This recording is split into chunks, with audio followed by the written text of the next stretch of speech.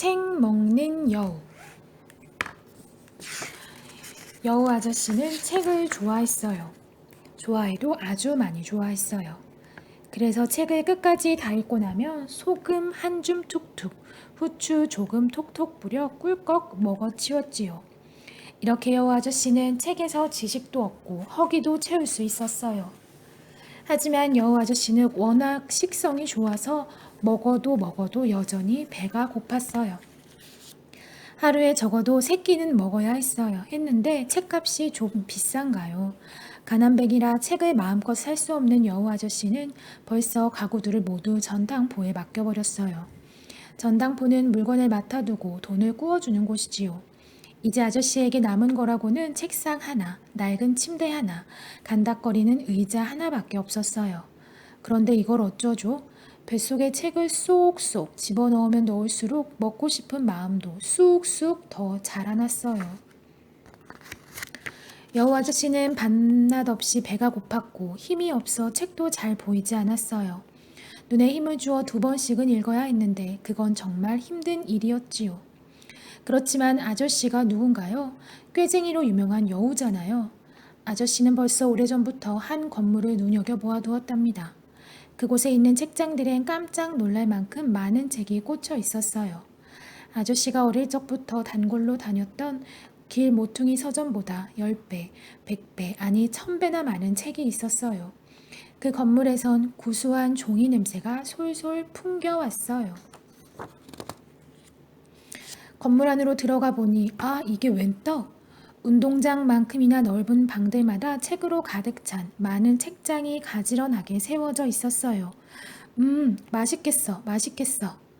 여우 아저씨는 쩝쩝 입맛을 다셨어요. 이곳에선 공짜로 책을 빌려볼 수 있다니 꿈만 같았죠.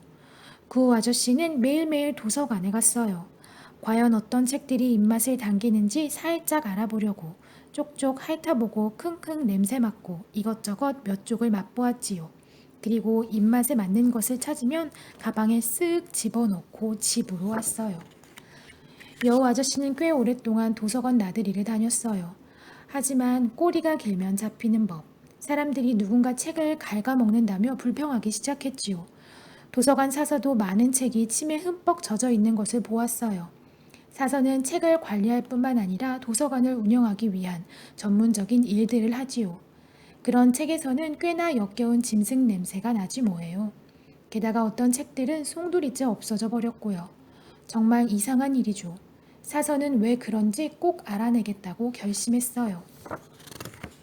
사서는 어쩐지 여우 아저씨가 수상쩍었어요. 곰곰이 생각해보니 여우 아저씨는 빌려간 책을 아직 한 권도 돌려주지 않았어요. 그때부터 사서는 여우 아저씨의 행동을 샅샅이 눈여겨보았어요. 그러던 어느 날 아침, 사서는 너무 놀라 넘어질 뻔했어요. 글쎄, 여우 아저씨가 하는 행동 좀 보세요. 여우 아저씨는 먼저 지리책 몇 권을 킁킁 냄새 맡아보곤 역겹다는 듯 도로 책장에 꽂았어요. 그 다음 러시아 문학 쪽으로 어슬렁어슬렁 걸음을 옮겼어요. 거기서 특별히 멋진 책을 뽑아들더니 번개처럼 빠르게 소금과 후추병을 꺼내 휘리릭 신나게 휘파람을 불며 책에다 톡톡 양념을 뿌렸어요. 그리고 마침내 숨을 고르며 뜸을 들인 뒤 덥석 책을 물었답니다. 여우 아저씨는 책의 표지와 독서 카드까지 몽땅 먹어치웠어요. 아주 맛있는 아침 식사였지요. 아저씨가 다른 책들을 기웃거리기 시작하자 숨어있던 사서가 확 튀어나왔어요. 책을 먹다니! 사서가 화가 나서 외쳤어요. 당장 그 주둥이를 우리 책에서 떼지 못해요?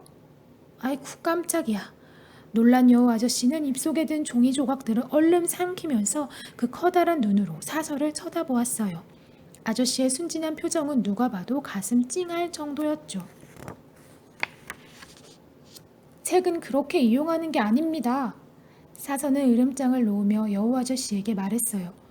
오늘부터 당신은 출입 금지예요. 여우 아저씨는 어깨를 축 늘어뜨린 채 터덜터덜 집으로 돌아갔어요. 이제 좋은 시절은 다 끝나버린 거예요. 읽을 것도 먹을 것도 구할 데가 없어진 불쌍한 여우 아저씨.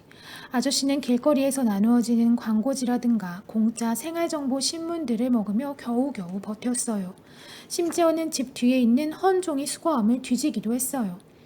그런 음식만 먹은 여우 아저씨는 마침내 소화불량까지 걸리고 말았어요.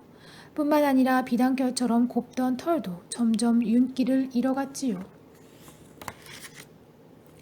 얼마나 책이 먹고 싶었던지 여우 아저씨는 밤마다 꿈을 꾸었어요. 600쪽이 넘는 두꺼운 책이 나오는 꿈을요.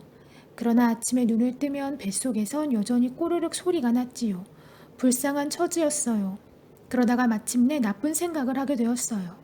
이제까지 남에게 절대 패 끼치지 않고 살아왔는데 도서관 사건만 빼면 말이죠. 여우 아저씨는 뚱뚱이 할머니한테 털모자를 빌렸어요. 털모자를 푹 눌러쓰고 가방을 메고 아저씨는 길을 떠났어요. 바로 길모퉁이 서점을 향해.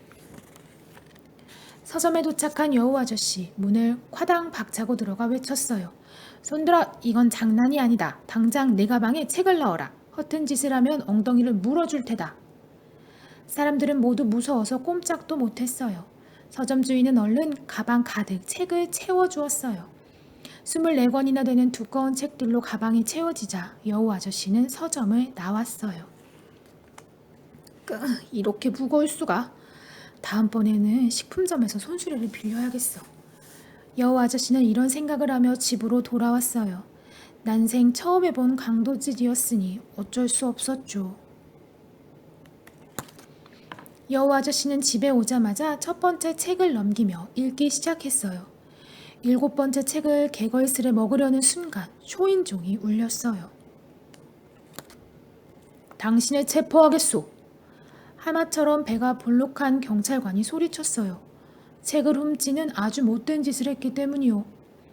그러니까 사람들은 그 강도가 여우 아저씨란 걸 알아보았던 거예요. 뚱뚱이 할머니의 털모자를 썼는데도 말이죠. 결국 이렇게 되는구나. 여우 아저씨는 사정을 늘어놓고 100번, 1000번, 아니 수십만 번 용서를 빌었지만 아무 소용이 없었어요. 범죄는 범죄요. 경찰관은 퉁명스럽게 쏘아붙이며 아저씨를 체포해서 감옥에 가두었어요. 이제 겨우 여우 아저씨에겐 물과 빵밖에 없었어요. 읽을 거라고는 아무것도 없었어요. 아무튼 여우 아저씨에겐 읽을 것은 전혀 주지 않았어요. 독서 절대 금지라는 벌이 내려졌거든요. 이건 옛날 옛적에나 썼던 잔인한 방법이로군. 여우 아저씨는 생각했어요. 난 사흘하고 반나절도 더 살지 못할 거야. 꼭 그럴 것만 같았어요. 여우 아저씨는 너무 괴롭고 힘들었어요. 그런데 문득 기가 막힌 생각이 떠올랐어요. 여우 아저씨는 교도관 빛나리 씨를 꾀었어요. 이제껏 책에서 읽은 온갖 듣기 좋은 말은 다 했지요. 교도관은 감옥에서 일하며 죄수를 돌보는 사람이지요. 그래서 종이와 연필을 얻는데 성공했어요. 여우 아저씨는 밤낮 없이 종이에 글을 썼어요. 마치 연필에서 생각이 줄줄 흘러나오는 것만 같았어요. 글을 쓴 종이들이 점점 많아졌어요. 나중에는 종이가 감방에 가득 차서 잠잘 자리도 없을 정도였어요. 그러나 아저씨는 누울 필요도 없었어요. 정말 조금도 쉬지 않고 글을 썼거든요. 2주일 후 드디어 책이 만들어졌어요. 무려 923쪽이나 되는 책이었어요. 두툼한 햄덩어리 같군. 여우 아저씨는 벌써 입안에 침이 고였어요. 빛나리 씨도 뛸 듯이 기뻤어요. 차례에 날라다 주며 여우 아저씨가 쓴 글을 살짝 엿보았는데 아주 재밌었거든요. 어떤 이야기일까 궁금해서 견딜 수가 없었죠. 빛나리 씨는 연필도 뾰족하게 깎아주는 훌륭한 조수 노릇을 했어요. 그래서 여우 아저씨는 감사의 뜻으로 빛나리 씨에게 제일 먼저 책을 보여주었어요. 빛나리 씨는 이틀 동안이나 일하러 가지 않았어요. 여우 아저씨가 쓴 글을 다 읽고 난 빛나리 씨는 깨달았어요. 그 여우 굉장한 작가인걸? 얼마나 감격했는지 빛나리 씨도 하마터면 종이를 뜯어먹을 뻔했답니다. 그러나 그렇게 하지 않고 감옥으로 돌아갔어요. 곧장 간 것이 아니라 어딘가 들렀다 갔어요. 여우 아저씨는 차츰 초조해지기 시작했어요. 이러다 책을 먹을 수 없게 되는 건 아닐까? 의심이 무럭무럭 솟았죠. 그러나 빛나리 씨가 종이 뭉치를 들고 나타났을 때 아저씨는 너무나 좋아서 팔짝팔짝 공중제비를 넘었어요. 여우 아저씨는 행복했어요. 쩝쩝거리며 책을 먹는 동안 빛나리 씨는 이야기를 늘어놓았어요. 소설의 멋진 말투와 기발한 상상력, 그리고 너무도 놀라운 결말에 자기가 얼마나 감탄했는지를요. 여우 아저씨는 먹으며 듣고 또 들으며 먹었어요.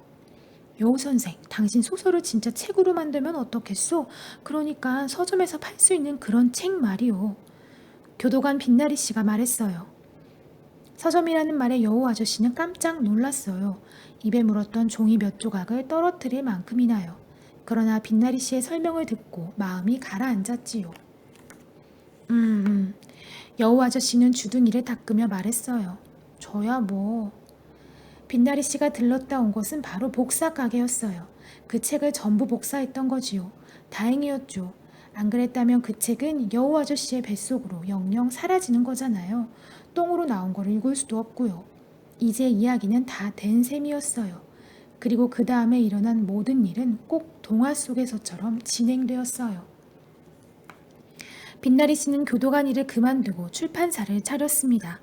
여우 아저씨의 소설은 베스트셀러가 되었고 17나라의 말로 번역되었어요. 베스트셀러는 굉장히 많이 팔린 책을 말해요. 또한 영화로도 만들어져 극장에서도 상영되었어요. 여우 아저씨 입맛에 영화 필름은 별로 맞지 않았지만 영화도 훌륭한 예술이지요. 여우 아저씨는 문학에서 이룩한 업적을 인정받아 일찍 감옥에서 나올 수 있었어요. 아저씨는 슬그머니 감옥에서 풀려났고 사람들은 여우 아저씨의 지난 일을 이러쿵저러쿵 들추지 않았어요. 여우 아저씨는 이제 대단한 부자가 되어 책이라면 마음껏 살 수 있었죠. 하지만 아저씨는 그러지 않았어요. 자기가 쓴 책들이 특별히 맛있었거든요. 여우 아저씨는 이제 세계에서 가장 유명한 작사가 되었습니다. 수많은 기자가 작사가 된 여우 아저씨를 기사로 다루고 수많은 비평가가 여우 아저씨의 작품을 연구했어요. 다만 왜 여우 아저씨의 모든 소설엔 언제나 소금 한 봉지와 후추 한 봉지가 들어있는지 그 이유는 아무도 몰랐답니다. 쉿, 아무에게도 말하지 마세요. 우리만의 비밀이니까요.